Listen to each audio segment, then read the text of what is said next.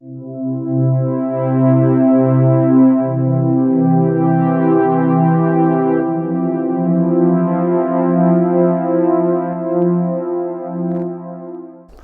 some thoughts for today, the second Sunday after Trinity. What the hell is going to happen next? This was one of the better headlines from the papers this last week. What next? Jesus had taken Peter, James and John up a mountain to pray. Jesus went up disfigured by concerns and doubts about what he should do and where he should go. He came back down the mountain transfigured, as his heavenly Father had spoken to him, supported by Moses and Elijah. Jesus was now a transfigured son, convinced of his destiny and direction, and knowing he was held in a love that would not let him go. At the bottom of the mountain, they meet a disfigured father and son who have suffered grievously. Jesus calms and heals them both. They are transfigured, the son of his ailment and the father of his deep concern. What Jesus receives at the top of the mountain, he gives away at the bottom of the mountain. Now Jesus with his disciples sets out resolutely for Jerusalem. We look at the disciples who must have been thinking, what the heck happens now? They do not have to wait long before they realize that whatever is going to happen is not going to be easy. The first thing they meet on their new journey is a sharp prejudice and deep hatred. Jesus sends some of his friends ahead to the nearest town, which turns out to be a Samaritan community. Samaritans were not backward in coming forward to express their dislike for those who were on pilgrimage to Jerusalem. They had a real issue with the temple, its rituals and all that went with it. As a result, Jesus' friends get their marching orders to leave. What was the disciples' pastoral and loving response to this episode of racial hatred? Simply, let's bring down fire on them and burn them up. Great response. It's similar to the story of Jackie Hewitt, who was chairman of the Shankill Community Council in Northern Ireland. He was driving back to Belfast from the Antrim coast, where he had been at a war memorial ceremony.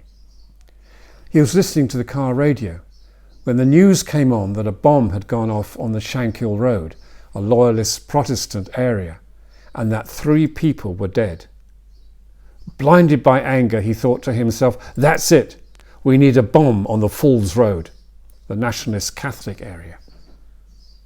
As he neared the city, he heard another news flash on the radio that now 7 people were believed dead. He thought to himself, we need 2 bombs on the Falls Road. However, when he got to the scene and stood amongst the grief and anger of his own community, his own thoughts haunted him. When I heard other people saying what I was thinking, then it frightened me, he thought. James and John were angry, and they sought revenge by burning the whole place down, destroy a whole village. Anger can be dangerous. As Sam Fender sings in his new song, 17 Going Under, which is a great song, he sings, that's the thing with anger. It begs to stick around, so it can fleece you of your beauty and leave you spent with nought to offer. It makes you hurt the ones who love you. The anger of the Samaritans could have been met with the anger of the 2 apostles, and the result would have been carnage.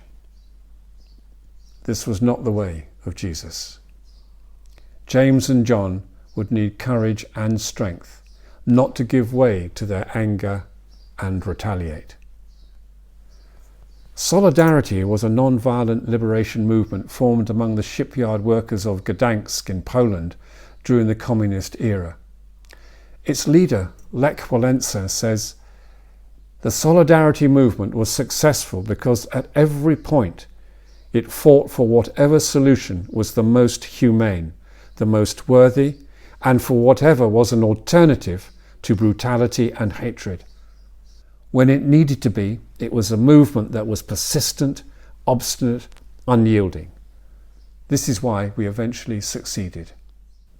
James and John had to learn a new way, and that Jesus' teaching of non-violence and non-retaliation requires exceptional strength and a strange kind of love. Evil must be resisted, but not by further evil. Evil can only be overcome by good. There's a t-shirt slogan which says, "If you're not angry, you're not paying attention." Our anger can be a massive catalyst for change, but not used as an excuse to burn everyone and everything up. Whatever anger we meet can only be stopped by one who humbly absorbs it without passing it on. It is part of what Jesus did on the cross. Not easy. Travel safe, pilgrim.